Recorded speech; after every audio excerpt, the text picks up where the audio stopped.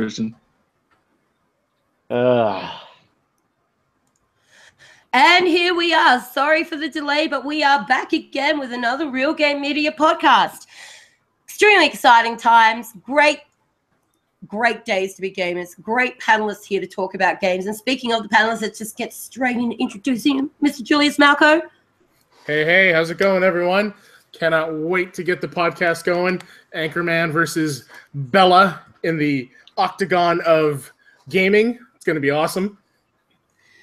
It should be interesting. Yes, it should be interesting. Mr. Samuel Tolbert, Assistant Editor-in-Chief. We got lots of gaming news. We have a great lineup, and as Julius mentioned, this is going to be a fight to witness, so let's get this show on the road. A special guest joining us for the very first time. We are extremely honored to have Lord Addict from the Iron Lord podcast with us today. What's going on, you guys? Ooh, you don't know what you just set yourself up for. Also joining us today is Mr. Christian Allen. After being on hiatus for the last 2 months, welcome back. Hello, everybody. Glad to be back. We are glad to have you back. And joining us once again for our very special grand final debate night extravaganza is my frenemy, Mr. Anchorman V2. Hear that? That's the sound of victory. Yeah, don't put all your eggs in one basket. Although I do like the enthusiasm you brought to the table there, Lord Addict. That was overwhelming. Thank you for that. You're welcome. Yeah.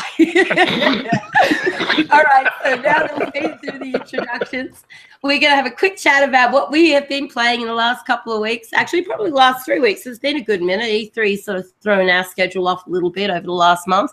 So, Julius, have you been playing anything other than Halo? Oh, geez, I have played a lot this week. Titanfall 1, Titanfall 2. I picked up PlayStation Now, so I tried out... Wait, back up. PlayStation Now, yep. Oh, so the thing without the console. Okay, continue. That's right, yes. I'm testing out for science, okay? So, Ultra Street Fighter 4, Virtua Fighter 2, Virtua Fighter 5 Final Showdown, Killzone Shadowfall, Raiden 4 Overkill, Grid Autosport, Enslaved Odyssey to the West, and God of War HD.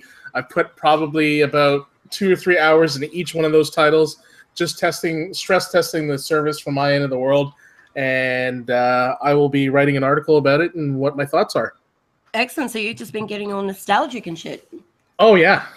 Yeah. Oh, there's a... Well, you know me, right? I'm all about hopping on like 2 years later.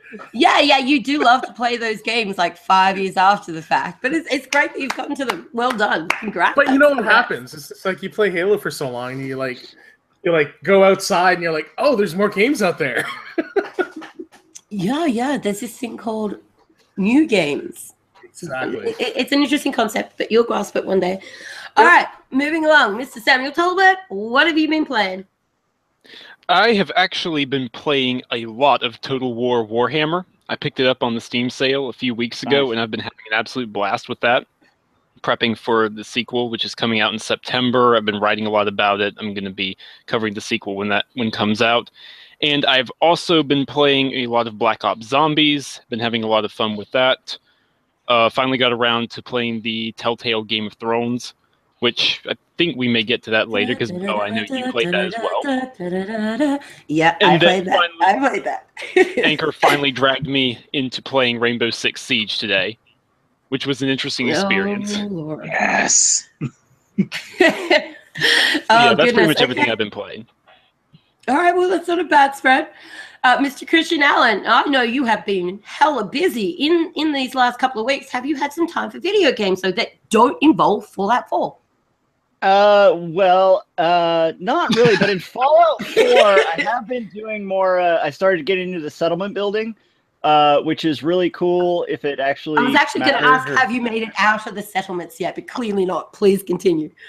I'm still building settlements, but even though it's useless and pointless, but it's pretty cool. But today I tried this alternate reality game, and what it is you sit in this long plastic tube, and you get on a river, and you have these paddles. and you're supposed to go down the river and stay straight, and you lose points if you hit the sides. But I think it's called kayaking, but it sucks. I'm straight back to all out there. So the user experience is terrible. Like, there was no ramp up in skill. Like, everybody else was just ponying me the whole time. Little kids were making fun of me from the shore. It was awful. How's the graphic quality? The graphics were nice, but I didn't have time to pay attention because the controller just blew. Wow, I have a feeling that might have been a user issue, but you know, it's nice to hear you've been getting out and enjoying nature a little bit more. That's great. Yeah, something like that. Yeah, that's great. Get back to making games, please. Yeah. Did he just blame it on the lag? Yeah. The latency was terrible. I rage quit. Did you at least make it back with no injuries? Yeah, I did. Yes, I did. I am proud of you. I'm proud of you. Although I Well broke done. the paddle, but yeah. That's okay. That's okay.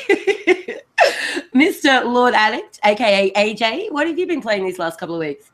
Well, I've been playing a little bit of Halo Wars 2, and I've been playing some Escapist 2, and that's pretty much about all. Okay. Escapist 2, that's a relatively older one. What's gotten you into that now? No, it's the sequel. It's not. Oh, you're playing a new one. Right. Okay, fair enough. Cool. You enjoying it?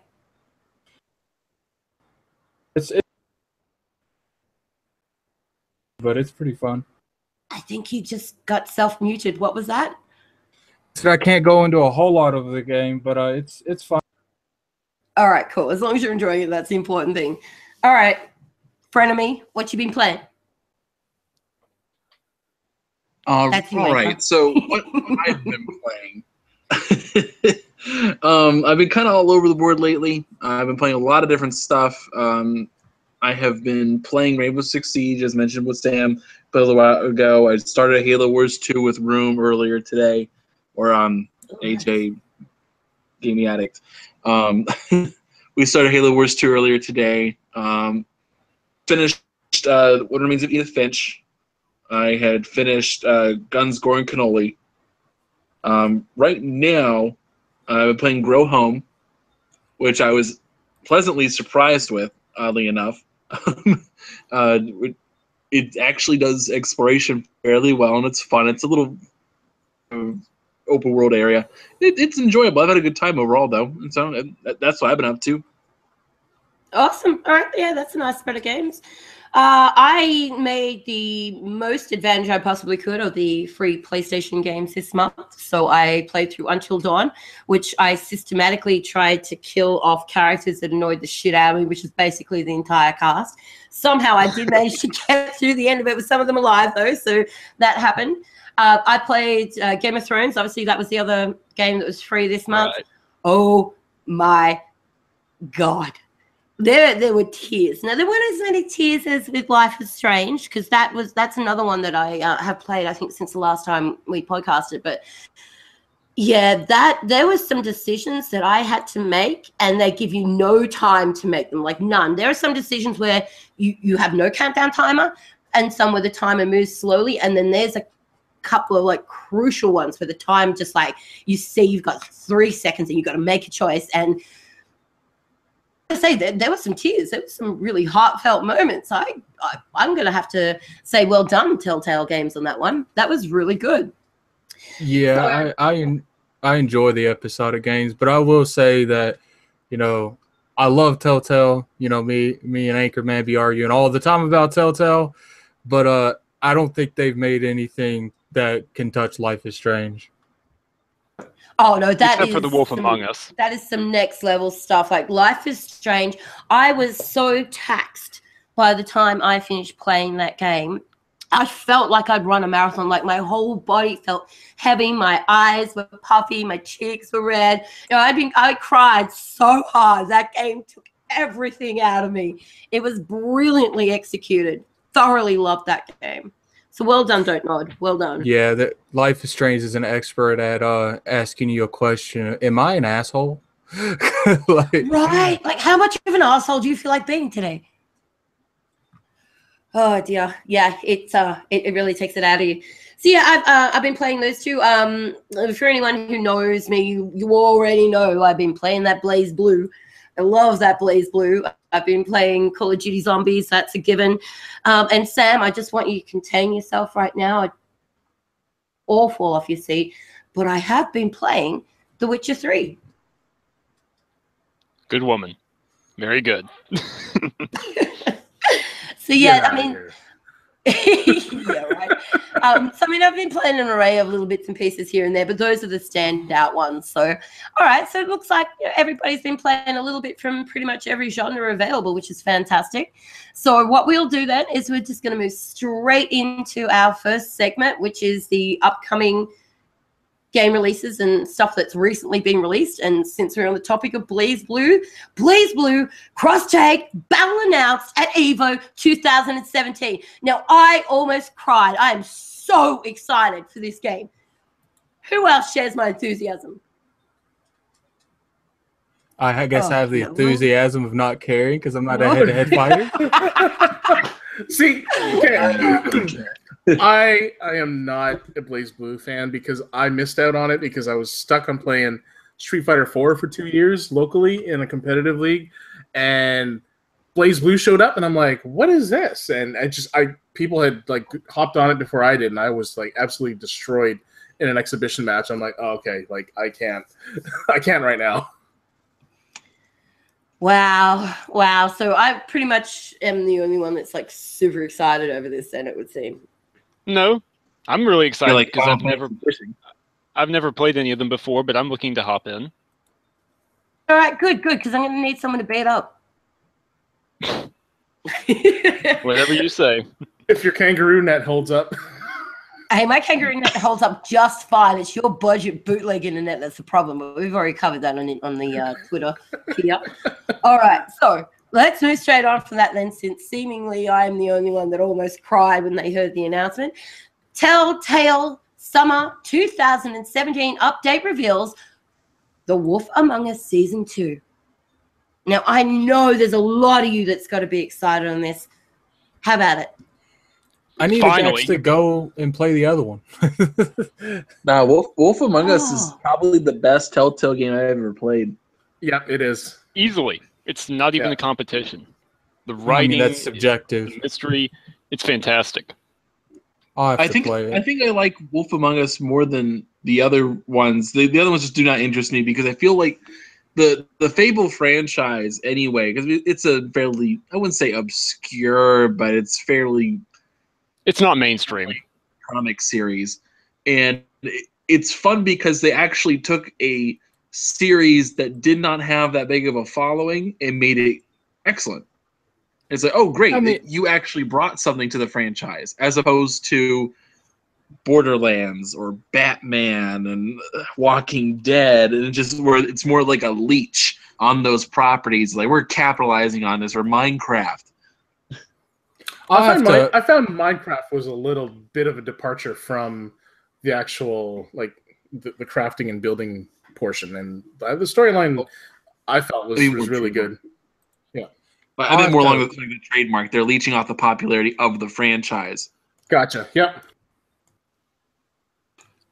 Well, I haven't been playing a great deal of Telltale games. I embarked on The Walking Dead. Obviously, I've now played Game of Thrones. Those style of games weren't really what I thought was my cup of tea until I actually sat down and started playing Life is Strange. I know it's a different developer, but, same episodic sort of thing. Life is Strange just did such a brilliant job of impressing me that I've now started to embark on some of these Telltale games and absolutely loving them, wishing I had not taken so long to do it because I've just been cheating myself out of some amazing video games and experiences.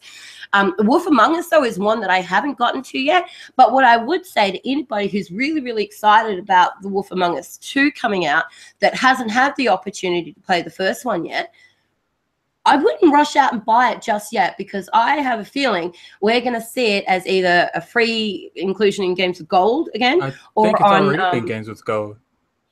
That's why I said again. Have they ever done two Games with Gold like that though? Made the same game? I think that I think that they did episodes before. Did they do the entire season? I don't recall. I thought it was an episode that was free last time. They gave the full season for free because that's the reason I played it. All right, so what's the full season? All right, so if you're an Xbox and you missed out on the full season, I thought it was an episode for some reason. Yeah, all right, you're probably going to have to fork up the cash. But on PlayStation, I don't think that's gone to PlayStation Plus yet, has it? Or has it? I don't think so. I can find out. I don't think it has, I don't. I know that there's at least one of them where it hasn't. So if you have a PlayStation, maybe hold out a couple of months because I think we'll see that come free. And why not play it for free, right? Yeah, and then I mean, even if you can't get it for free, let's be real here. You wait for a sale, you'll get it for like $5 anyway. Exactly. You're not going to have to pay a lot for this, particularly with the next season coming out. They're always going to use either a free version of it or a highly discounted version of it to get people into the first one so it drives their sales through the second season. Right. Yeah, I mean, I'm going to try. I have it. I've had it for a while, even before they put it with Games with Gold. I picked it up on it was on sale really cheap one time, and I played like 2 episodes. And it's not like it's a bad game. I was having a lot going on at the moment, so I couldn't really like Telltale games. I have to pretty much bench them in a couple days, or if I play like 2 episodes and go like 3 or 4 days without playing it, I just have no interest in going back to it. But I'm gonna eventually get back to it. But I don't see it coming to my favorite Telltale game because I really, really enjoyed Tales of the Borderland. Like, really, really enjoyed that game. Yeah, see, now I did look at that and thought, oh, should I embark on this or should I not? And I kind of, I loved the original Borderlands so much that I was just a little worried that it wasn't going to meet my expectations. But having said that, as I was mentioning before, after embarking on some of these episodic experiences that I have lately, I am so impressed. I probably will go ahead and give that a go. All right, so moving on from that to a subject matter which I think I may have peed a little when I saw this announcement come out. I was so excited. Hate it when that happens. Oh, I know, right? It's never pleasant. Call of Duty, World War II, Nazi zombies. So again, am I the only one that's excited? Like, I was on mute. I'm literally just saying. So my thing was, anybody surprised? Like, was like, oh my gosh! People were like, oh, it's Nazi zombies. It's like, yeah. I mean, I would be a little bit surprised because they were going to go back to the aliens. It's not Treyarch. Yeah, it's not Treyarch making it. I was a little surprised, but like, I've just gotten to the point where it's cool. You know, if I can pick it up for real cheap one time, like half off or something, I might try it. But I don't really get down on the Call of Duty multiplayer anymore, and I can't justify picking up a 60 retail game just for, the zombies in the campaign because I'm more of a multiplayer person. I will say aesthetically, I like these zombies more. Agreed. They feel more like a man-made Frankenstein kind of vibe. I dig that more than the Hellspawn, that kind of deal. Well, I'm super bloody excited. You guys all know how much time I spend playing zombies. I love it. And the fact that Sledgehammer are sort of stepping into that space now and finally have realized that you can't make this spin-off alien stuff or zombies running around with exoskeletons. That is not what Call of Duty Zombies is about. That's the problem that we had with the whole Call of Duty franchise to begin with. They tried to revolutionize it too much, tried to make too many changes, tried to make it too futuristic, took too many things from other from other franchises and mixed it in with what was already a winning combination, and they ruined it. So to see the franchise going back to what it should be and to see zombies going back to what it should be outside of the Treyarch influence is fantastic. Super exciting. Like the two things that I thought about, one was like it was neat to see it's almost funny to see Call of Duty World War II like in a title, because that used to be just Call of Duty and now you have to say Call of Duty World War II. But the second thing is there's actually this, I won't say it's good, but there's this World War II zombie movie where the Nazis had hired No, it's not Dead Snow. It's one where they hired Dr. Frankenstein, And so this like lost British unit finds this, you know, Dr. Frankenstein's lair, but of course it's Dr. Frankenstein making like, you know, monstrosities that they weren't quite zombies. But anyway, it's like it almost looks like they took inspiration from that because it's got that kind of Dr. Frankenstein, you know, pieced together, you know, with parts and stuff kind of vibe going on. Yeah, you see the staples in that monster creation. I like the vibe more. The whole Hellspawn thing is cool, but I don't know. You get tired of it, especially after Doom last year. It doesn't have the same kind of vibe. Yeah, true that.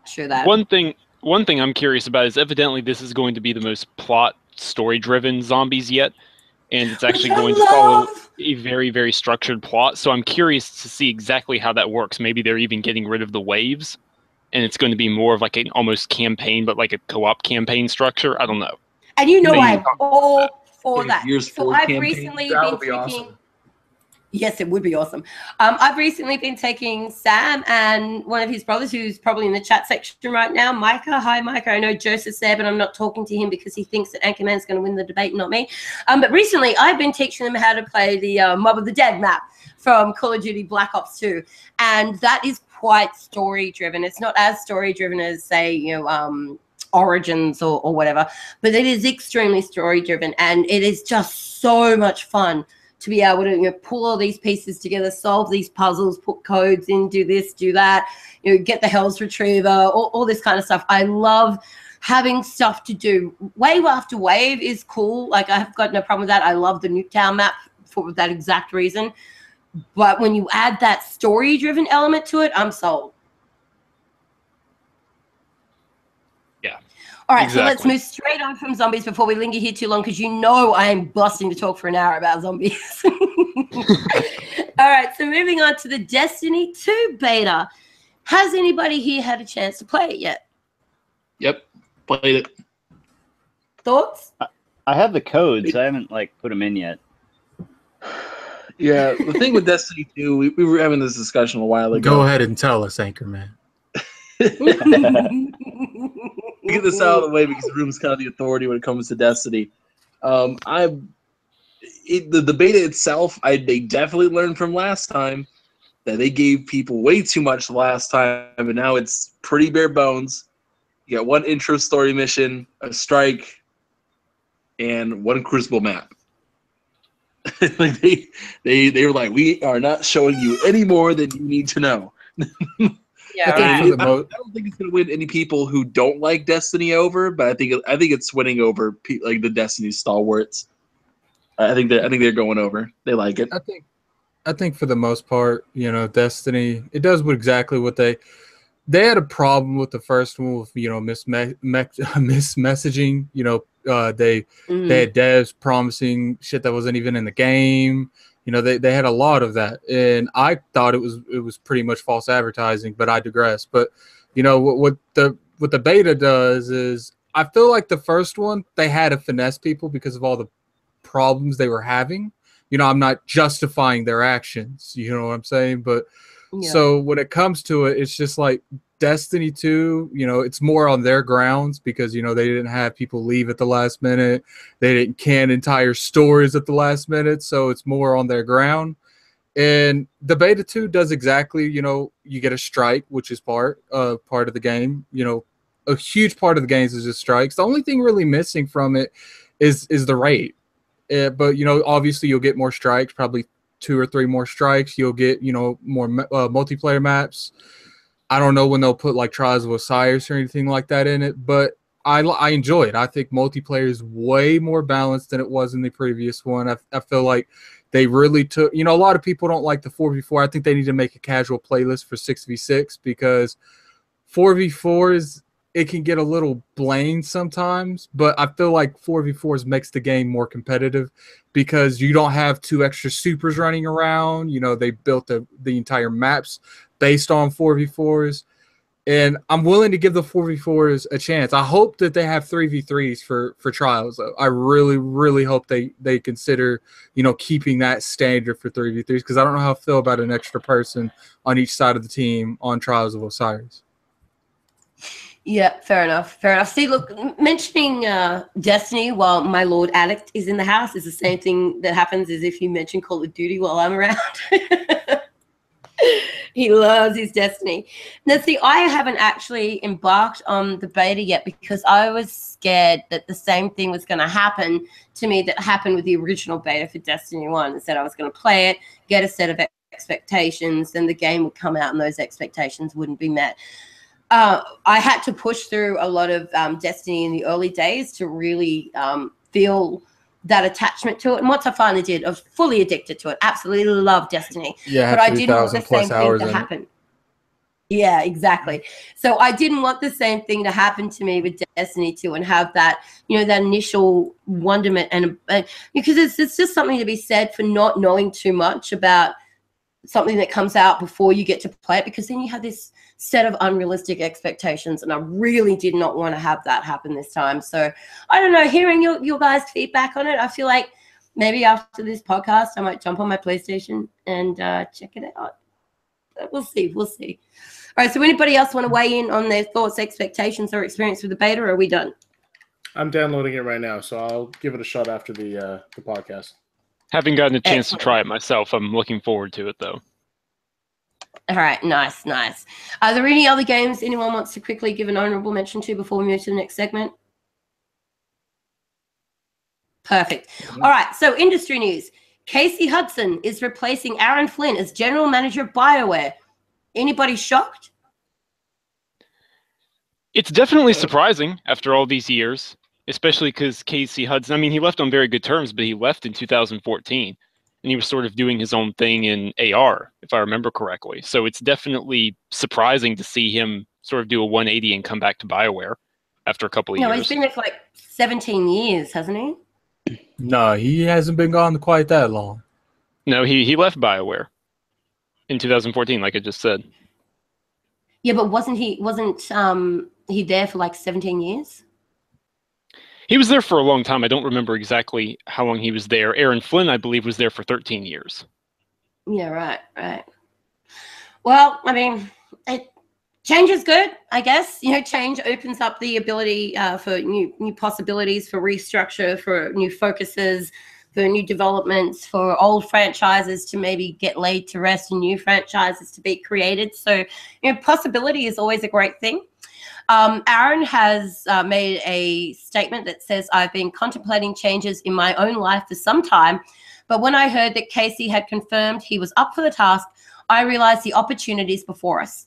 I'll be working with him over the next couple of weeks to help him catch up and do my part to set him up for success to be the best GM that he can be. So that's encouraging, yeah? Definitely. Especially, I mean, Casey, he worked, really hard on Knights of the Old Republic, as well as, the first 3 Mass Effect games. So he's definitely got the criteria that they need at that studio. You guys think that him coming back might make a Mass Effect, another sequel to Mass Effect Andromeda appear quicker? Look, maybe yes, maybe no, because there are rumors that there's a Dragon Age happening in the background as well. So it depends on where they really want to lay their focus, you know what I mean? Or whether they have more resources now where they know that they can run 2 big titles like that in development concurrently.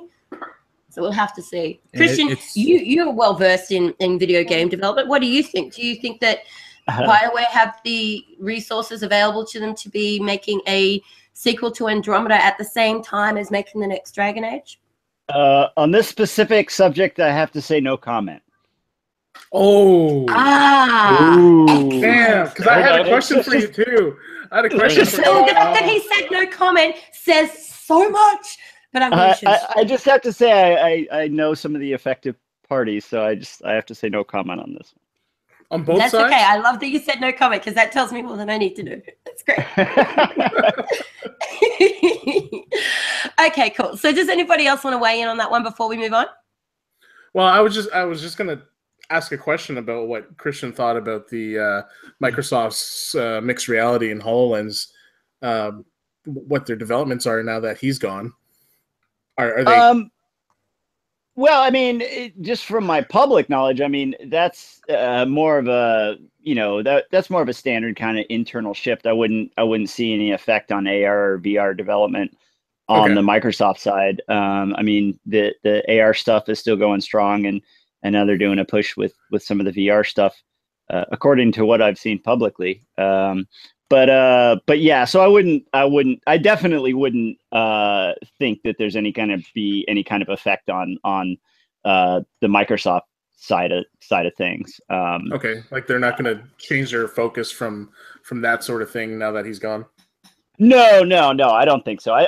I mean, again, just speaking from the public side, you know, I would just say this is much more, I think, of, you know, someone stepping into a role that's opened up, less of, you know, kind of any shift strategically or anything like that. Gotcha. Okay, no, that's what I need. That's what I want to know. Awesome. All right, let's keep this ball rolling.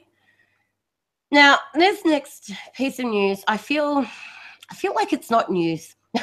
Only because they've been saying they're going to do this for so long now that every time they come back out and say that they're going to do it, I'm like, you know what? Give me a date or stop talking about it. Just stop talking about it. So Xbox gifting to friends, being able to actually buy something and send it to your friend, apparently, yet again, has been reiterated by Mike Ybarra on Twitter that it is not far away.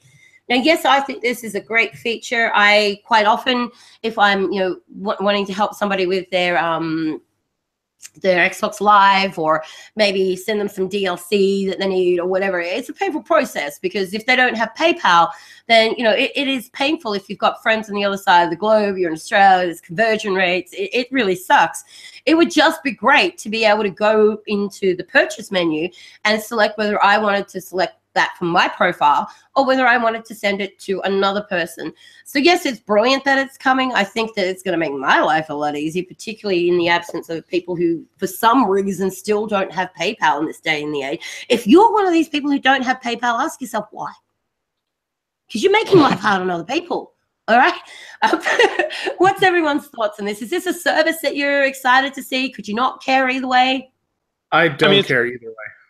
I think it's a great service. I mean, sorry, Chris, you go ahead. I didn't mean to cut you off.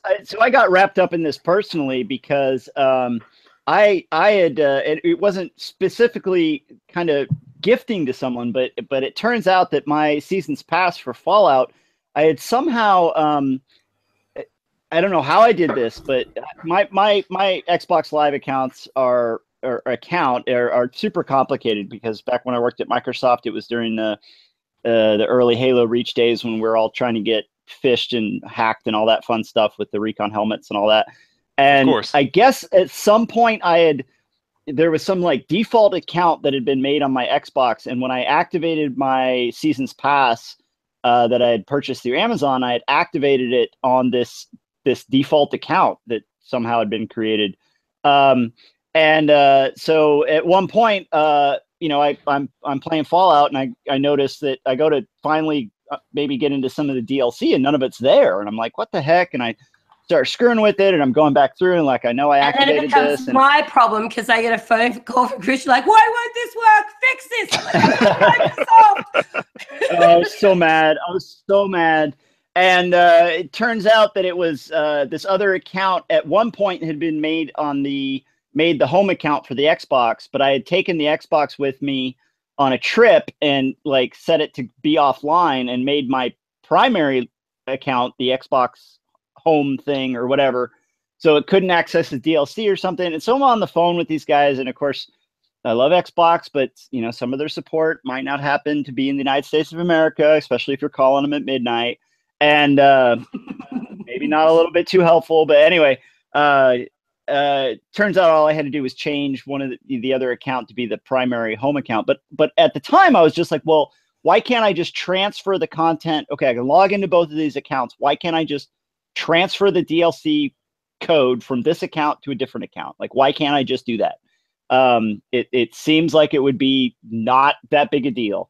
But there's just no possible way to do it. So now I still have to maintain this other empty Xbox account just because it happened to be logged in. I still don't know how I ended up with this other account. It's a part of it's an ownership thing. It's a licensing thing, and it's, you know, part of the game sharing once you initiate it. That's it. Yeah, but it would have been great. I guess guess it would have been great at the time that if there's gifting, I could have just like gifted it to yourself. Gifted it to myself. Like, give it to this other account, and then I could shut down this other account. And that just seems like, it would be easy stuff to do. And two, you could, again, just as a consumer thing, like if I really like a multiplayer game and some DLC comes out, maybe I want to go out and buy 5 different, packs of DLCs and then give them to my friends so that we can all, I really want my friends to play with me with this new DLC. So. You think DLC is going to be giftable? I don't know. I assume I kind of assume when that everything would be, but I guess I would hope that it's a whole ecosystem that's just kind of done, that I can just. I imagine it would be, because you'd be purchasing the digital license for somebody. Is the way I would see it. Yeah, I think anything that's purchasable will be giftable. I don't think anything that you have purchased, though, will be giftable. You have to do the gifting as you're doing the purchasing. They're pretty much going to convert it into a code and automatically put it in for them. Yeah. Right. Pretty much. Yeah. But I mean, like, when it comes to it, like, why haven't they not done this yet? Like, I don't get it. Like, even Sony, like, this is a feature that's going to make them more money, because it's not like, you're gifting your current, license to someone else. You have people buying other people. I mean, look at bigger YouTubers. Look how big Steam does, where people just constantly gift these YouTubers, games, so they'll stream them and stuff. It's like, that would be happening on the consoles too if they would actually do it. Yeah, and then there's a lot of people as well that want their friends to play a game with them, and their friend doesn't have, X amount of dollars to be able to buy it. You don't necessarily want to be, exchanging PayPal details or whatever else it might be, going out and buying codes to be able to send them Microsoft points, all that sort of stuff. It would just be so much easier if you would be able to do it through gifting, and that would promote more games being sold, because there wouldn't be these roadblocks in between you actually buying the game to give to your friends so we can damn well play it with you. As of right now, I got to go to Amazon. I got to buy a digital code off Amazon and then send it to people I'm buying the game for. Yeah, it's painful. Yeah. Well, it's also, I mean, it's the system, at least on Steam, it's really cool for developers, because you can do things like, you might not necessarily want to do like a free weekend or just randomly giving away codes on, Twitter or whatever, but it's nice to be able to say, okay, hey, everybody who plays this weekend, or if you buy the game this weekend, you're also going to get a gift copy that you can send to someone else. Now, you're not, the good thing about that for a developer is you're not giving away codes, because half the people just turn around and put those codes on, some grayware resale site. Or never redeem it.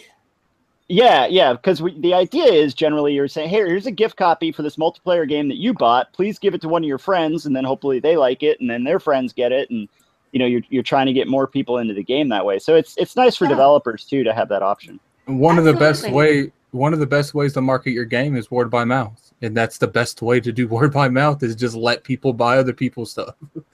For sure. And like I said, like, giftable is better than just giving away a code, because at least with giftable you can control. You have some control over who gets it, and they're giving it to someone in their in their circle that has to be friends with them. So it's better. A little better return than just giving away something and it just goes into ethos and you have no idea where it goes. Absolutely, because you're not about to go and buy a code for a game for somebody who said, I don't want to play that game, I've got no interest. Just let me spend the money on it and give it to you anyway. No, that's not going to be a thing that's going to happen. It's going to be a case of this person has shown interest in the game, so is going to actually install it and going to at least play some of it and maybe even enjoy it. And what's funny is sometimes, it doesn't happen a lot, but on occasions, I have gave people codes to pick up a certain game, and they use that code to pick up another game. Yeah, right? Yeah. Yeah, at least this way, when you send them the game, they're getting the game, not currency. So I am curious how they're going to, like, integrate this into the UI. Like, is it just going to be something that is gift a code and you click that and, your friends list pops down? Like, or is it going to be something entirely different where you have to go to the actual game in the store? Like, I think my guess is it would work like Steam, where you say it's like, is this for yourself or is it for a friend? And you go from there. And it's like, okay, this is for a friend. Well, then, all right, which of these friends are you sending it to? You select friend XYZ. All right, just one moment. We're going to check. Oh, they already own this game. So We're not going to let you spend the money on it. Oh, they don't own it. All right, purchase away. Yeah, and if I remember right, in Steam, you have like a gift inventory, right? Where you can just, if someone gives you a gifted game, it's just kind of, you have this sitting in your inventory and you can play it, you can redeem it for yourself, or you can give it to someone else in your friends list. And I think Steam's a good model for doing that. Yeah, I think the first time I ever actually used that model, Christian, was when we were gifting some of the copies of Epsilon out to the community. So I had to sort of go through that, and I was like, you know what, this is a really nifty process. Yeah, and it was really easy on the. I'm sure it won't be as easy on the developer side on console, just because. Well, I'm not complaining, but it's a little easier on Steam. But it'll still be good. So good on Xbox. Good team Xbox. All right, so let's move straight along to the next subject matter, because I don't want us to. I do have one quick question, or quick before we move on. Do you think Sony would adapt this? Absolutely. Sony already allows developers to incorporate it in their games, actually.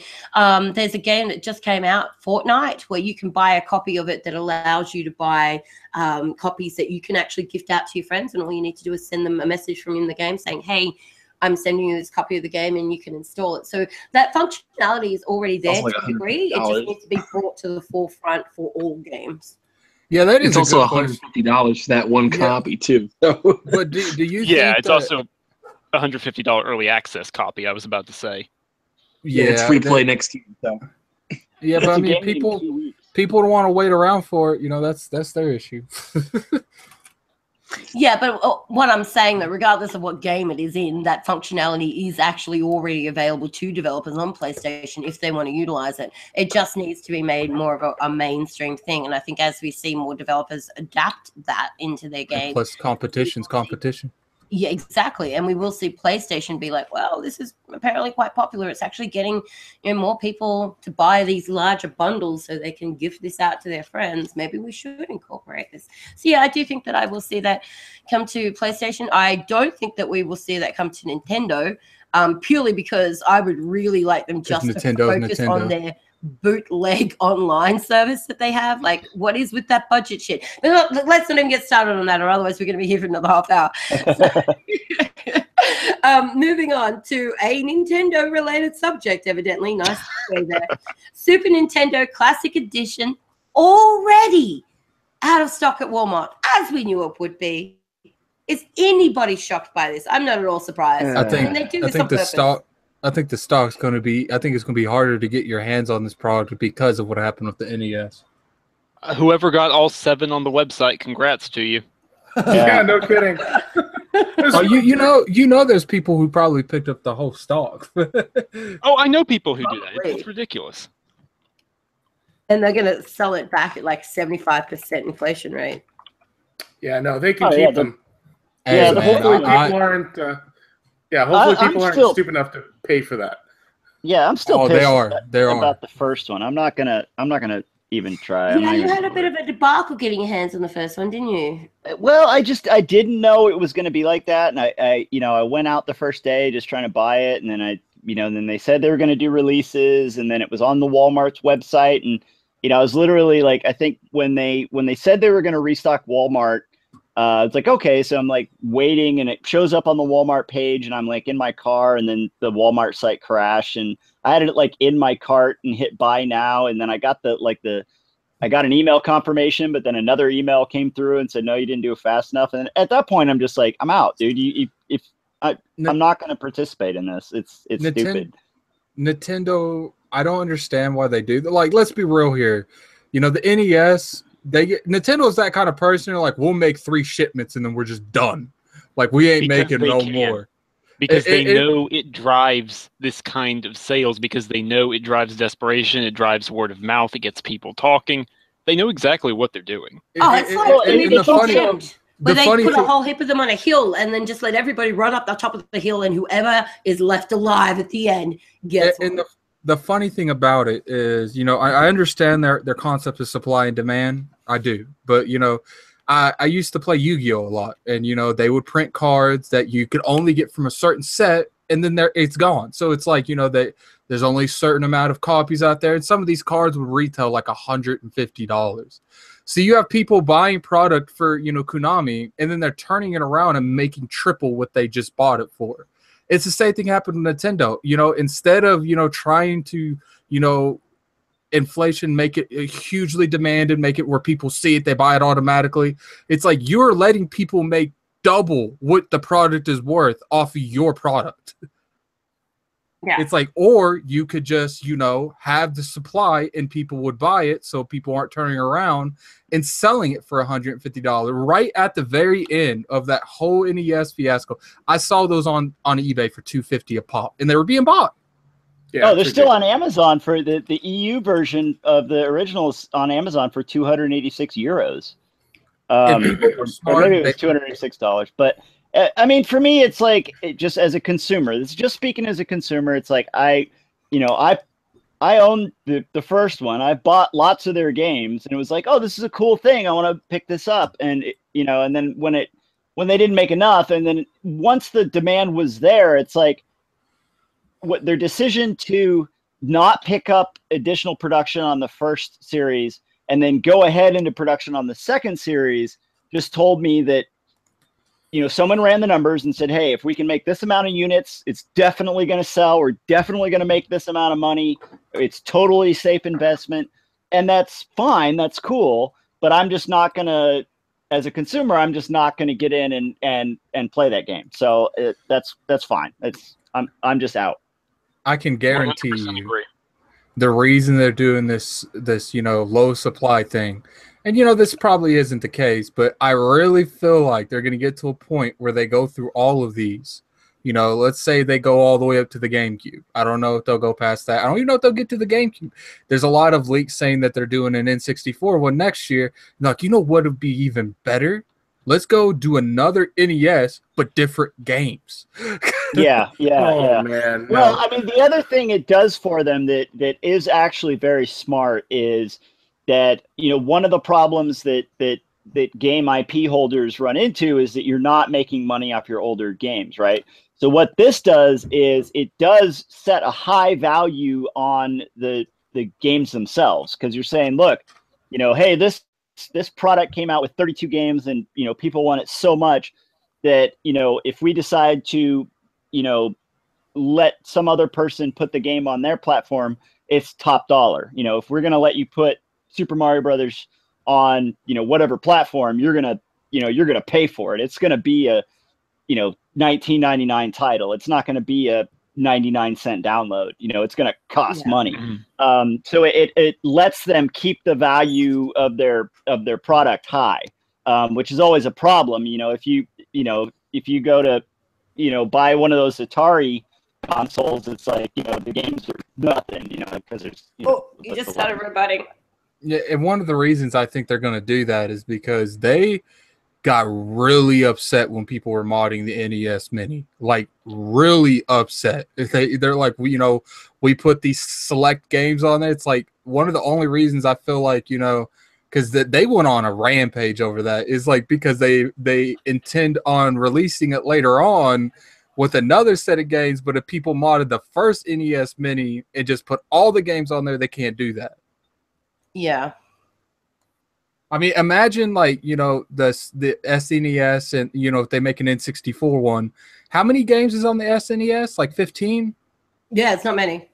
So like, there's definitely, maybe not as iconic games, but they could do another 15. Like, especially, when gaming really started going mainstream with like, later their generations, the N64 and, the SNES, like they can make 15 to 20 different versions of the SNES with 15 to 20 different games for the next 15 years. Yeah. They can just keep milking that. Every 3 years. That's why the demand is so short, because in 3 years from now, they're like, I missed it the first time. I'm not missing it the second time. Yeah. No, I agree. It's one of those things that, people are just so passionate about those games that they will crawl over their grandmothers to get their hands on it. It's ridiculous. But anyway, that's the news. They're sold out. So if you got your hands on one, well done. Please try not to be a pirate and sell it for 4 times what it's worth. All right. moving on to the next segment, the grand final of debate night. Anchorman versus Bella Rise. Our games being announced too early. So we're going to do things a little bit differently because it is the grand final. I feel like both of us should actually get a little bit more time to get our point across. Instead of 2 minutes apiece, we're going to get 3 minutes each. At the end of those 3 minutes, we will then get pardon me, an additional 60 seconds for rebuttal. So for anybody who's listening to the debate for the first time, the way the scoring system works is as each person is talking about their argument, any valid point that they make will earn them a point. So each person on the panel, apart from obviously Anchor and myself, will be keeping score with notepad and pen or whatever of when they think that somebody's earned a point. At the end of it, all points will be added up, and evidently, who has the most points wins. Now, Anchor, being the guest, you get to choose who goes first. Oh, I'll let you go first. It's your show. Okay. All right. Julius? I've got 3 minutes on the clock. All right. Give me 1 second. I'm just going to clear. Okay. All right. I'm ready. Let's do this. All right. Here we go. 3, 2, 1, go. Excitement, exploration, and immersion. Those are three of the most driving factors for gamers. If you damage the appeal to any of these, you take away from the end experience that your audience will have when they're playing your game. Vast lands with captivating landscapes, enthralling storylines and plots, bestiaries and combat systems that are rivaled by none other. We thrive on those experiences. So what happens when that's taken away from us? We lose interest and even feel like we've been cheated out of what would have been an entirely new experience if we didn't know half of about what was already going to happen. This is why the early announcement of games is not a good thing. By the time that we've seen the initial reveal, a few CGI trailers, gameplay, developer diaries, developer interviews, early access articles, an array of other promotional propaganda, we already know who the main characters are, the storyline, the plot, the setting, the era, the battle system, the voice actors. There's barely any wonderment left to be explored. Announcing games years from release achieves what? Nothing good for gamers apart from allowing us to watch our excitement dwindle over the years as we wait and wait for the game to finally release only to see it delayed again. When's the last time you saw a game announced and then released when it was supposed to? All this practice does is drive up pre-order sales, which are often regretted, allows for companies to use false statistics regarding exclusive content on their platforms over years instead of the year that it's actually relevant to, and creates free marketing for publishers. In the meantime, you either have to go on a full social media blackout for God knows how long or be exposed to an array of spoilers. Using early announcements to make a platform seem like it has more to offer than it actually does is poor practice and frankly only fuels the console wars. This also sets unrealistic expectations for gamers, for the games that are being developed because they're being made on old engines with old infrastructure and quite often have to split their resources between making a game on 2 generations. Games that are announced early set themselves up to basically have to split their resources across developing for, say, the Xbox One and the Xbox One X. It takes away from all of the budget that could have been applied to other elements of the game. It also sucks up times that devs could have been spent using, making better facial animations, better scripting, ensuring online multiplayer is available at launch. Frankly, it makes no sense. Why would you put your product out there years from reveal to allow other studios to steal your original concept, only to see it implemented into other games that released before yours, and yet again, taking away from what it would have been an entirely new experience for gamers?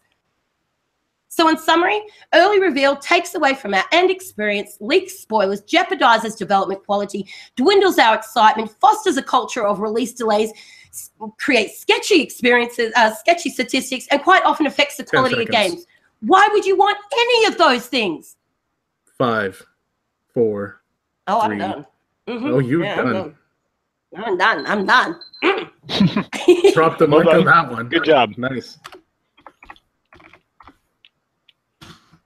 All right. Anchor, you're up. Let me know when you're ready. All right. 1 second. Okay. All right. And 3, 2, 1, go. Are games being announced too early? Unfortunately, that's a fact. There are a few games that have been announced way too early in their life cycles, but are games being announced way too early into their life cycles as a whole in a general practice? To answer this and to continue this debate, we must define our terms. Being early is an entirely relative concept, but in terms of this debate, we're thinking of early in terms of a gamer's point of view. The problem is the industry doesn't necessarily operate from a gamer's point of view. So are games being announced too early? Yes. This is necessary in the industry, though. My argument will consist of this point, namely, games being announced too early is not just necessary, but it's in our best interest. From a publisher's point of view, when games are announced early, it allows publishers to gauge interest, like with Battlefield Hardline, which was originally slated to come out in 2014, but due to low interest was pushed to 2015. It also allows publishers to create calculated investment. If a game gets good reception, that means more money can be devoted for the title for support, like with Titanfall. Also, from the developer's point of view, it allows time to build up a fan base. Like, do you think Cuphead would have the support that it does if it didn't have 3 years of hype building it up? Or Cyberpunk 2077 being announced like 4 years ago, and then Witcher 3 coming out, building up even more hype for it? It also allows time for fan feedback to benefit the game. Using Destiny 2 as an anti-example here, they already say that they addressed many concerns because this was an older version that they had put out there in the beta, but which concerns? There's not enough time from here. Also, from the developer point of view, you can allow for augmented reality gaming marketing campaigns if you have more time. Now, from the fan perspective, it allows more fan bases to form around these games with longer time that you have. Also allows more time for you to manage your expectations, like with The Division, because that game had been announced so many years in advance, people got to see it, have enough coverage, and realize, hey, it's not as good as we thought it was because it do that more time. Also, it allows more time for you to gauge the quality of the game. Like Fallout 4 got announced so quickly, people didn't realize that it wasn't quite the Fallout game we were all looking for because it didn't have all those necessary systems and other Fallout games prior. Also, looking from a retailer's point of view, the longer release to the announcement date to release date allows for a longer marketing period, which allows for you to raise awareness and gain more pre-orders for said game. Also, it allows you to allocate stock accordingly. With a longer window, you allow more time for accurate pre-orders and less unaccounted for stock at the end of the time. I'm done. 30 seconds. And you're done. Just give it. You got... Okay, we're done.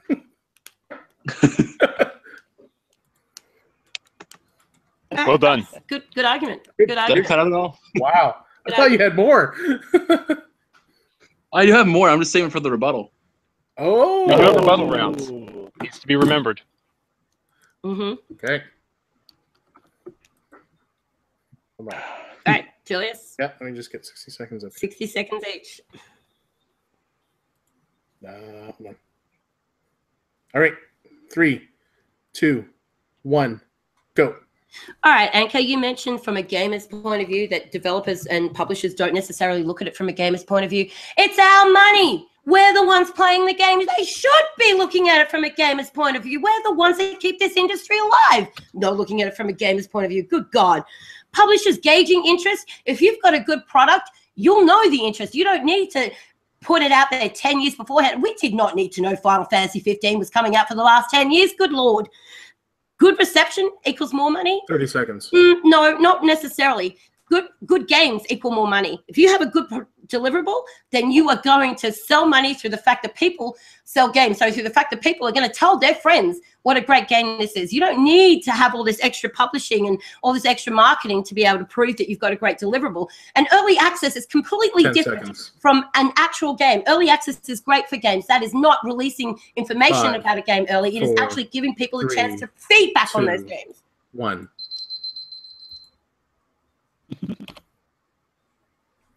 All right. Nice. All right. All right. I'm ready. 3, 2, 1, go. All right, Belly, your argument wants gamers to know the least amount possible about a game to make ill-informed decisions. More time allows you to see what you're buying and make a decision for yourself. If you don't like all the coverage, don't look at it. Some people require more knowledge to make an informed decision. Also, you really seem to have more of an issue with the pre-release coverage more than the announced time. I mean, look at Cyberpunk 2077. That game got announced like 3-4 years ago. But I don't feel tired of the concept. They haven't shown me anything. That's great. Also, fans will always have an outrageous expectation no matter how long the announced time is. Look at Mass Effect Andromeda. Look at Fallout 4. I mean, people had crazy expectations. I thought you could be a ghoul in the game from basically trying, even though I had such a short time frame, I still thought that. From this point of view, you're arguing from an idealistic perspective of what the world should be like, not how the world actually is. 6, 5. I'm done. 4, 3. Nice. 2. Good job, guys. Very well done, both of you. Very well done.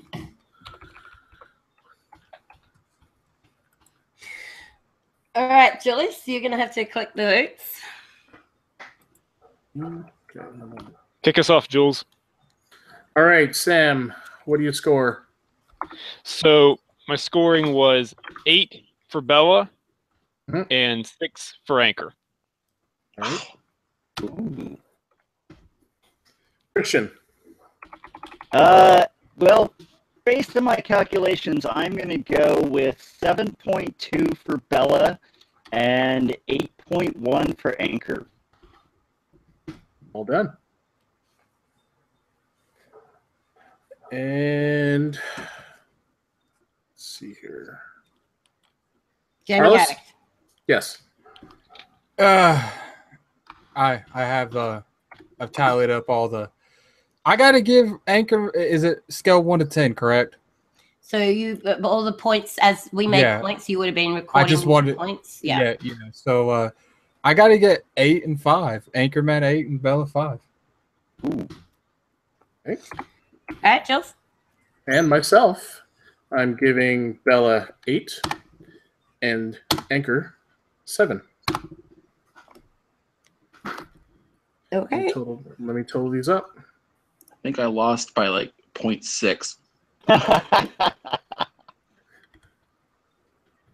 If so, that will be the closest debate thus far. Actually, that's not true because our debate actually went to lightning rounds. Well, yeah, true. Ours went into overtime. That's fair. That's fair because we weren't supposed to have a rebuttal. Wow. Yeah, let me just go through this again. Sam, you got 8 for Bella. Christian, 7.2 for Bella. Yep. Iron Lord, you gave 5. Okay. Wow. Looks like Anchor's our winner with 29.1 and Bella with 28.2. Ooh, close. Wow. 9.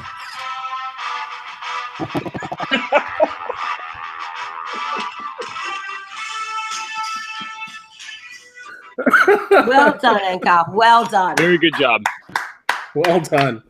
You know what you got me? You got me on that damn rebuttal, man. Yeah, I was in that rebuttal. I was like, Jesus Christ. I had you in the main debate. I was all over that, and I gave you the chance to rebut, and I shouldn't have. Damn it. Well done. Well done. It was fun. Yeah, that was good. That was good. I really enjoyed that. All right, so let's move straight on from that now that we've finally wrapped up the grand final of the debate, many, many weeks coming, into our last segment of the evening, Netflix and Chill. Jurassic World Fallen Kingdom officially announced. Who's excited? Hype. I think Jurassic World was awesome. So I'm definitely interested, to say the least. Does anyone feel like this franchise, its legs have just been too long? Yes. Yep. I thought Jurassic World was fun, and it was fine, and it was great, okay, and don't really care what they do next. You're roboting. You're roboting, Christian. All right, so basically everyone's just like Jurassic World. I'll watch it, but yeah. I'm done with it. Right. Just on a side note, while we were in the podcast, the trailer for Ready Player One is out. Ooh. Interesting. I'm looking forward I saw to that going that. around today. Yeah. It's nostalgia of the movie. That's all it really is. I mean, I'm actually disgusted. I know it's a book, but I mean, I'm thoroughly disgusted with the concept that we've gotten to the point where literally they're just going to throw marketing little bits and pieces and trademarks and properties and franchises that were not built up They have no relation to the story whatsoever. They're just in here. Okay. And they're in there for that slight little sentimental tinge, just to get you in the theater. Okay, that's all it is. Okay. Like, it's one thing if it was like, okay, like with Marvel and DC, like, hey, they're building up these stories around these characters, but it's like, hey, look, we got the Iron Giant. Hey, look, we got a DeLorean. Like, just what's your thoughts on Stranger Things and the way they do that? Garbage. Wow. Okay. All right. I saw Stranger Things. And I was like, this is a cool concept. All right. I think people like it because it's nostalgia. I do like, want to say, I remember Dungeons and Dragons. I remember, like, was Atari. Am I the only one that, I like Stranger Things? Like, it was a good show, but like, I felt like that show was so blown out of proportion it wasn't even funny. Like, they making this thing look like Game of Thrones caliber. And I'm like, it's a good show. It's a Netflix show. Obviously, they're going to be on point, but it's not that good. People be acting like this is the best Netflix show ever made. Oh, no, you didn't. You know what I think it is? And ask Sam for me this. Sam, did you saw Stranger Things? Of course. Absolutely, I loved it. What did you think? And just like scale. You don't have to get into specifics. I don't want to spoil anything, but scale of 1 to 10, 10 being the best, 1 being the worst. What do you give that show as a general rule? I would say I would give it a solid 8. I think it was a very good show, especially because it's this is like disrespect to the many that are out there, but children actors, it's very hard to find some that are convincing emotionally. They were good. They were good. Who can hold consistent conversations, who can actually act like children, and it's not like these are children weirdly parroting adult lines. It's kind of creepy. And so I think that fact alone sort of won me over, as well as the fact that, yes, it's okay to enjoy some Spielberg type nostalgia of, dark fantasy coming of age type story. See, yeah, I enjoyed it. But we don't have that connection though. We didn't grow up in the 80s. We didn't have that thing. Like so the story itself is fine. It's just they rely, in my opinion, way too much on that. Yeah, no, I feel like that 8 is very generous, but that is a really I feel like it's a 7-8, like anywhere in that area. That's fair, and we're all entitled to our own opinions on that, right? Because we all perceive things we see differently. So, yeah. Man, Bella, I think she's saying this show's trash. I'm not saying it's trash. I was giving it a point less. I was giving it a point less, and she's like, "Well, I don't care about your opinion either." All right, let's move along. Let's keep this ball rolling so we can finish up on time. Microsoft says the Halo TV series is still happening. Julius, are you still there? Did you fall off your seat? I did hurt myself when that news came out because I was like, this is still a thing. I had pretty much given up on the fact that there was going to be a Halo TV show. Let's face it, like all the little Vidocs that they do for all their Halo games and their live action series was awesome. And if it comes out, it comes out. I'm not holding my breath. Okay, what is this show? I agree with that. Nightfall. I think like it's surprising. Okay, well, just really quick. I mean, I enjoyed Nightfall, and I really enjoyed Forward Unto Dawn, even if they had sort of a limited budget. I think it'll be great if this ever comes to light. I'm just not really holding my breath, even if they officially say it's still coming. I feel like Nightfall, it was a below average show. It was a good show if like you're a fan of Halo, but I feel like casual people just casually driving by, they wouldn't get anything in it. No. Besides the whole parasite thing in Nightfall that everyone thought was going to be in Halo 5 and it was nowhere to be found. Don't get me started on that, man. And they started the show good, man. When he fought the elite, and they fought that elite in the town, and I thought things were were looking up, and then they got on that planet and shit just went south. Yeah. True that. All right. Well, I don't know. I don't want to set my expectations too high. I loved Nightfall. I thought it was great. I wanted to see more of it. I was pretty disappointed when I found out that I wasn't going to get to see more of it.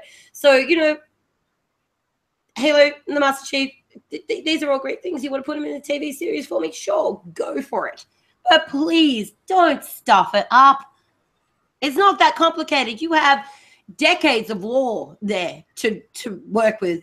Characters with in-depth storylines and families and tragedies, and there's just so much to draw from there. There's absolutely no reason that this shouldn't be done well. So I feel like out of all their franchises, good. I feel like out of all their franchises, they don't want to write a deep story and want to half-ass shit. Then they should probably go more of a comedic route and pick like a franchise like Fable or something that, everyone likes comedy. They don't need a good story if it makes you laugh constantly, because let's be real here. Like, even when it comes to their first party thing, Microsoft has never been good at writing stories. Well, I think the challenge with Halo and taking it in another direction is that you have that big push between, okay, we're going to make this thing that's Halo, but is it going to be about Master Chief? It has to have something to do with Master Chief, but we want to have other characters, but we can't affect any of the main characters. So we're going to have these alternate side characters, but then Master Chief's going to be there, maybe. And that's what I think they run into a lot when these kinds of things kind of try to get done. And it's almost like you have to just jump in and say, like, this has to be about kind of just Halo in general, not just tangentially adding, Gunny Johnson's going to be here for this scene, and the Doctor's going to be here for this scene, and you just got to choose the characters and kind of run with it and make it about them rather than just trying to kind of shoehorn it around. Yeah, indeed. Well, we're just going to have to wait and see what they do with it. I know everybody really hopes that they do a good job and they do justice to the franchise, because that's the most important thing, is doing right by the franchise. You don't want to butcher it just for the sake of doing something original. We don't need something original. Halo has been played out for so many years now. We know Halo. You cannot deviate from what is Halo without getting crucified. So you need to make sure you do your research. Well, I think you make a great point when it's talking about original. Like, I think there's a lot of stuff, whether it's in the games or not, or the books or whatever, but you could go back and make a TV show or a short movie or a miniseries out of content that was already in the games. And it's not like you're going to hurt that, right? You're not going to say, well, we know that Master Chief won in the end, so we don't want to do this storyline because, people will know how it ended. Well, you can still, there's plenty of off-screen time that wasn't in the games that you could do stories about that people would be excited about watching a TV show, maybe even covering content that they played in the games a long time ago. It doesn't.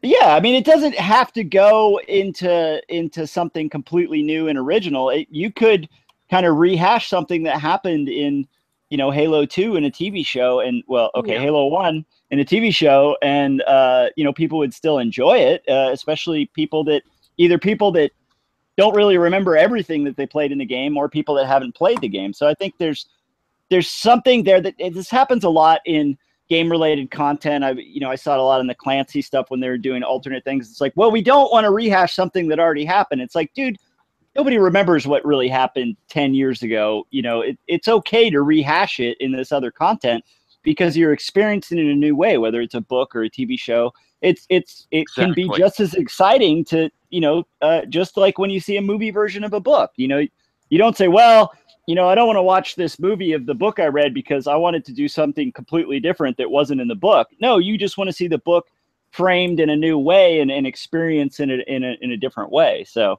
and in fact, that's when book to movies screw up, is when they say, well, we want to go different from the book. And you're like, no, that's not what I want. I want to watch the movie of the book. Right. Yeah. You make a very good point. As the lead game developer of Halo Reach, is there aspects of the story that you didn't get to explore in the actual game that you would like to see in a TV show? Honestly, yes. And I think I've said this before in some interviews, but one of the original directions that kind of got really toned down was the concept of the rebellion on Reach and the rebellion in general against the UNSC. And that's a major part of the story that really it gets told a bit in the books, and it gets told here and there and mentioned, is that right before the Covenant invaded, there was a major uprising against what is essentially a fascist government. And so the Reach team was actually deployed to Reach to actually fight humans and to take out this insurgency. Imagine what would have happened if they weren't there, if that never happened. Yeah, and so there was originally going to be a lot more content that was, built around that. It had to get toned down just because of, family friendliness of like, okay, the first part of the game, you're going to go waste all these humans, didn't fly all that well. And so even though it was kind of touched on that there was an insurgency and they kind of came back and helped you later, it kind of got really toned down. But I think there's a lot of content there. It has been explored in the books. I know Staten wrote one of the books that was focused on that.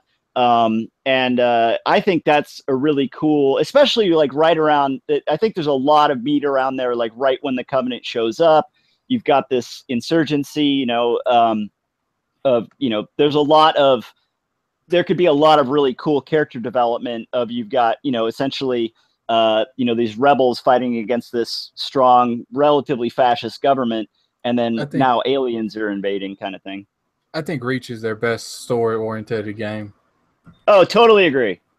It is kind of crazy because it's a biased opinion. Because usually I love Reach, so it's all right. It's like what yeah, go ahead. It's like what I said earlier.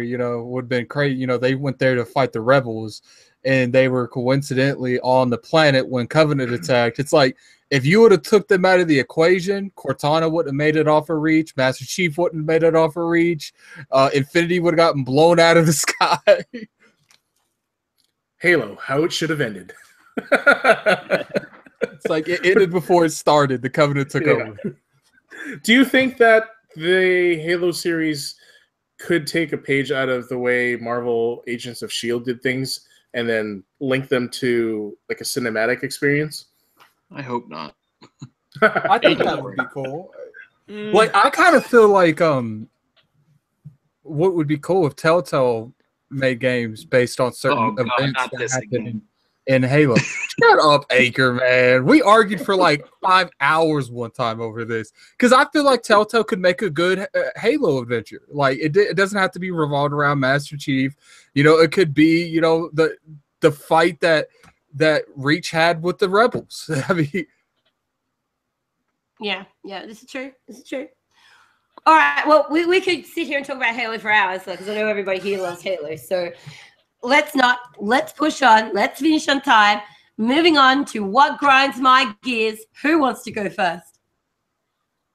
I'll go first. Okay. So, what grinds my gears is when people who are not gamers drive the price up of video cards. I'm looking at you, Bitcoin and Ethereum miners, to the point where stock levels are inexistent for low-end and medium-range cards. And when they do come back in stock, the prices are like double or triple the way they should be. And even past generation cards are like through the roof because people are offloading their cards because they're done mining and flooding the market with these cards that nobody's going to buy. And that's what grinds my gears. Okay. I would like to say I feel your pain, but I understand nothing of what you just said. Long story short, I wanted to upgrade my video card, and I was expecting to only pay like $250 to $300, and the card I was looking at is now like $500, $600, and I'm like, no. See, that's how you should have approached that. I understood all of that. There you go. Yeah. All right, who wants to go next? I'll go next. You know what grinds my gears? I don't, but please tell me. Is people who hated Destiny 1 that are playing Destiny 2's beta in the beta intentionally wanting to shit on it, but saying, "Oh, we're gonna at least give the game a try," and they're using the fact that they tried the game and hating on Destiny 2 with no intentions on even buying the game, no intentions on liking the first one, and that's what grinds my gears. Is people hating on Destiny 2 that literally had no foreshadow with the game whatsoever. They're just doing it to do it. Fair enough. I hear you on that one. All right, who wants to go next? I'll go. All right. So what grinds my gears is that I went to see a movie last night. It was Baby Driver. That's the first thing. I went to see Baby Driver. Don't go see Baby Driver. It sucks. But two people went to a movie theater. I bought one soda, a regular, because they got rid of small. So there's just regular and large. Regular soda, regular popcorn. Total price $45 for Baby Driver. Okay, so let's just pretend I saw something good. But even so, $45, and everybody still bitches about how much video games cost. $45 for a movie. That's it. I don't want to hear anybody bitching about video games ever again. When you spend $60 on a title and spend $300 hours playing it, and I'm dropping $45 for crappy popcorn. An hour and a half. Exactly. Yeah. Oh, absolutely. You see a movie that was a damn musical that was misadvertised as a cool car chase movie. What? Oh, I hate when a movie is a musical and they advertise it as something else. It's like a walkout right then and there. It's like I don't even want to hear one musical, like a skit or anything in a movie. The moment they even start to sing a little bit, I'm out. You guys are getting screwed. $45. Like, what was the last time I went to go see a movie? It was what was the last one? It was Spider-Man: Homecoming. I paid $13 for luxury seating, and I got like my own little table. You need that luxury seating. Yeah, I mean they've just subtly raised all the prices, and so like I said, like they got rid of the small popcorn.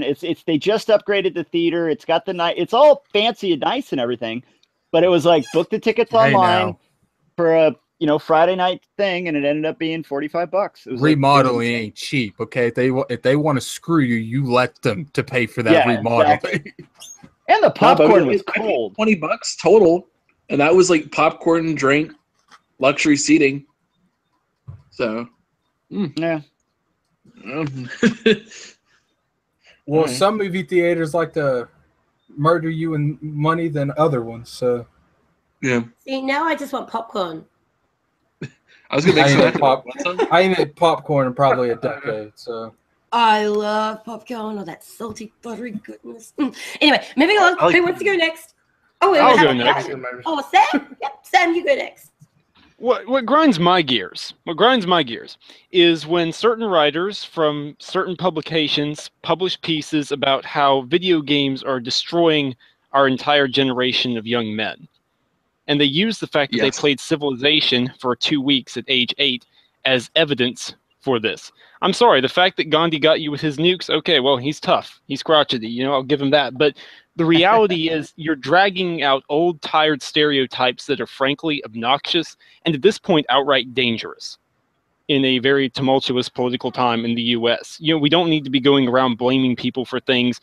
It really irritates me.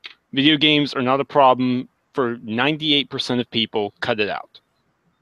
Yeah, it's the individual. But South Park is okay. So I watched Elvis on the TV, and it made me move my hips. Oh, I'm sure. Those people that try to say game is a plague to Civilization had a field day with Stick of Truth. Look, I 100% agree with you. It's not the game, it's the individual. It's your personality. If you were a violent person, you were going to be violent. It's not a video game that makes you violent. It is a part of your personality. It's a part of your psyche. Remember all that doesn't make you do these things. Remember all the backlash, hatred, before video games. There wasn't any. It's all. Everybody was happy. No, there were no wars. There was no atrocities. It all happened with the introduction of video games. Yeah. Remember all the bad publicity hatred got? Or bully. Yeah. I mean, that game, I disagree with it being a thing that actually exists. I understand in people's right to be able to be creative in whatever way they see and to express themselves through that creativity. I do feel that that game was not necessary, but that's just my opinion. I mean, there was a game called 100 Ways to Kill Yourself. Again, like, anyway, don't even get me started. Anchor, what has been grinding your gears? Oh, it's been quite a bit. Let's see. I got two in particular. One, when people request for you to make them graphic art designs of some sort for some sort of banner, and they don't tell you what they want, and then you do it, and then they say, "Oh, well, I wanted this." It's like, why didn't you tell me this? More visceral? You wasted I need my to stand out more technologically. Is this HDR? Like, okay. I really don't like those colors. What colors do you like? I don't know. You're the graphic designer. You figure it out. This needs to be the Dark Souls of banners. Oh boy. But yeah, just stuff like that annoys me. It's like, come on, don't waste my time. Like, I'm trying to help you out here. But and you'll be doing it for free, which would make it even worse. Yeah. It's like, you're getting this for free. Don't ride me on this. Yeah, that's fair. And the other one being how people, the other one being the other portion that grinds my gears being that whenever you have people who are writers and they will write an article that pisses people off and they do it on purpose to get that reaction, and then they get mad. And what they do is they try to act like it doesn't bother them. What? And then try to act like it doesn't bother them. No, oh no. My issue is that they use the argument of free speech, saying I could say what I want, I could do what I want. Don't complain to me. You don't like it. Don't talk to me about that. And so they use that argument, and then they get fired.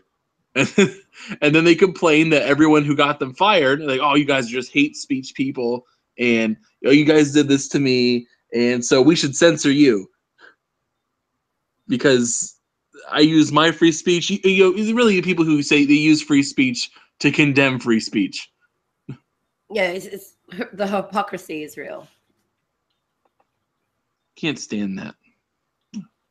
That is fair enough. All right, so I guess that just leaves me. So what grinds my gears? Other than losing a debate by 0.9 because somebody doesn't understand the scoring system? No, nothing. No, I'm kidding. Hey, I didn't say 0.9. I have to call you out on that. Sorry. I bet you when he said 0.9, Bella was like, what? Hey, how does it feel to lose because of a 0.9, Bella? How does it feel? I don't mind losing. I think I'm going to get yelled at later. Do not mind losing to Anchor because he brought a great debate to the table. That was an awesome debate. That was so tight. It was fantastic. But what actually does grind my gears, and sit down because I'm about to piss a lot of people off, is the admin staff at N4G who are a bunch of hypocritical, lying, backstabbing bastards. What the hell is with your system? You have all these rules set up there, and you just like chop and change them to suit yourself. One day it's you got to do this, the next day it's you got to do that, and then you remove people's shit so you can put up articles from websites that you're affiliated to get yourself more money. What kind of bootleg budget bullshit you running there, M4G? That grinds my gears. Hashtag facts. Hashtag getting strikes because an article isn't the right category. I always thought N4G was like the paragon of. He got banned for 10 years. Why? Because he forgot to remove the name of the website from the title. That was it. 10 fucking years they banned him for. I'm coming for you, N4G. I'm so sick of your shit. Sick of your shit. Ridiculous. Yep. Anyway, that's what's. And there you have it, folks. There you go. That's all, folks. The internet's broken. She just broke the internet. I'm over it. I'm over the crap, the bullshit that they hide behind, the lies that and the deception that they have going on that side. I don't understand how everyone puts up with this. Like, if our website pulled that shit, holy crap. Could you imagine if we tried some of that kind of crap? If we lied to people on social media, if we said do one thing and then go do another and then change our mind the next minute, we would be out the door. We would be a laughing stock. No one would even listen to a word we say. So how is it that everybody's putting up this kind of bullshit from N4G? No. I'm done with it. I am so done with it. Hashtag oh shit. Now tell us what you really think. How does that make you feel? Just sit back on the couch a little more. Yeah, I try to take it lightly, but come on. And is there anybody here who hasn't experienced that kind of crap, who hasn't looked at something that's gone on there and just been, what the hell? Or had, you see one of your friends that's, got an article that they popped up and you're like, oh, I really want to read this. And he's like, but unfortunately it got declined because it got called clickbait. And I'm like, well, let me have a look at it. Like, there's absolutely nothing clickbait about this, but the entire front page of N4G is full of nothing but goddamn clickbait. Actual I clickbait. understand. What you need to do is submit clickbait. If you submit clickbait to N4G, you're fine. You put up like a legitimate opinion, something that could actually be thought-provoking, that could be beneficial to the gaming community, you are on the goddamn wrong side. Don't even bother going there for any kind of sensibility. Hashtag going for the jugular. I'm done.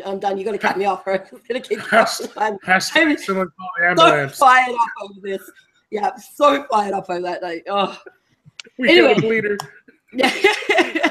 On that note, I will let everybody do a quick little shout out before we wrap up for the night. Let's start with the man of the hour, Mr. 0.9 himself, Anchorman.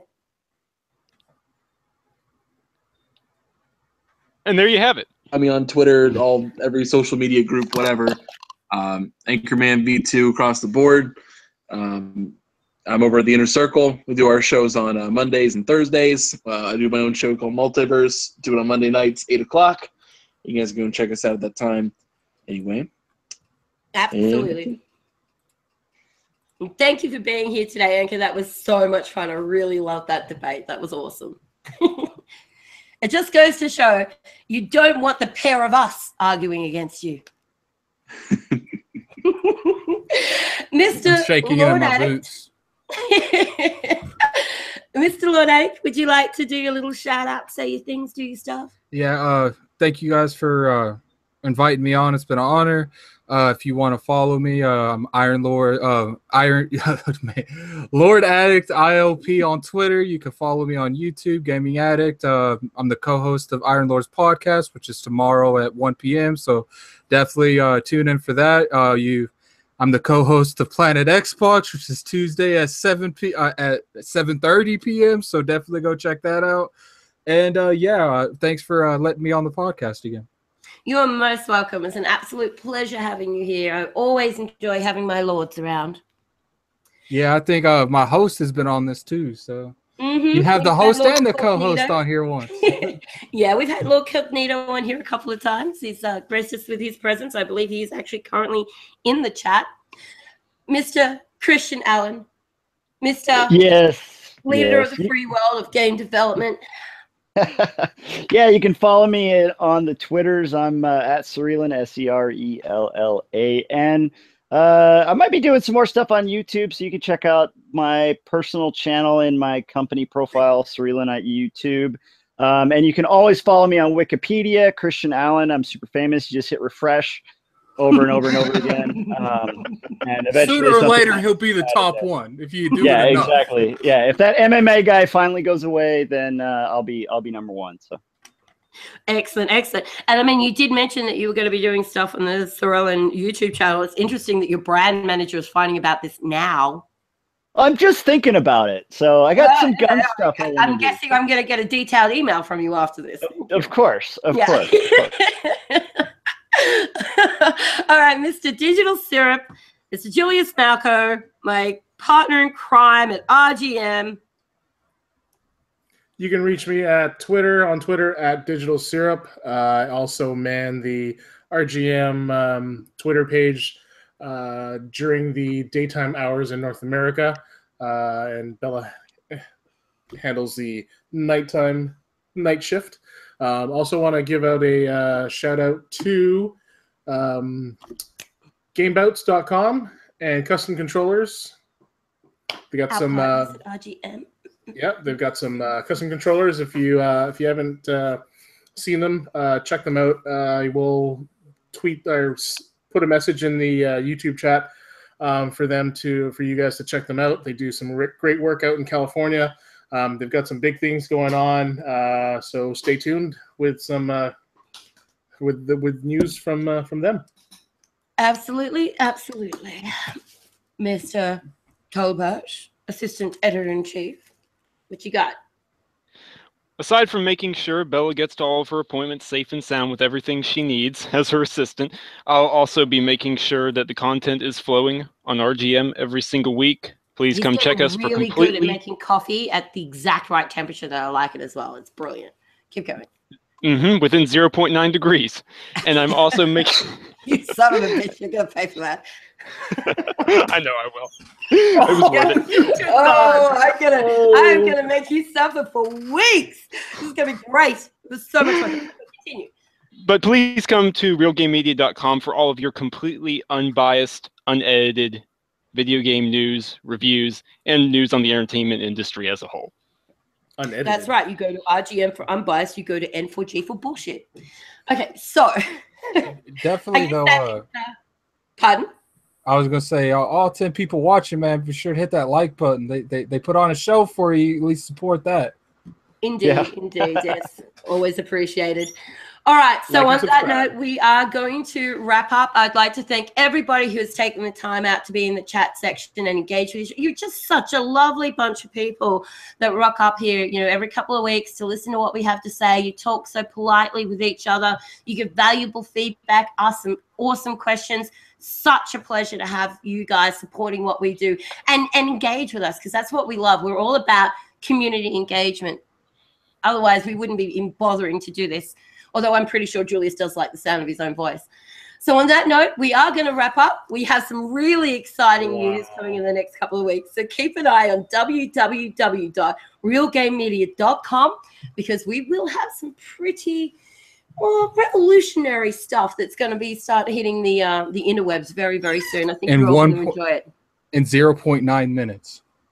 In 0.9 minutes with 0.9 fucks given. But on that note, nice. I think that's our new slogan. 0.9 bucks given. And I do apologize for the swearing. That's not very ladylike. So we are going to chime out. We will catch you in 2 weeks' time. Make sure you send any questions you have to us on Twitter. You've got everybody's Twitter handles now, so be sure to go follow these people. They have great opinions on the video game industry. You just heard it. They all know what they're talking about. They play the shit out of games. Except for Anchorman.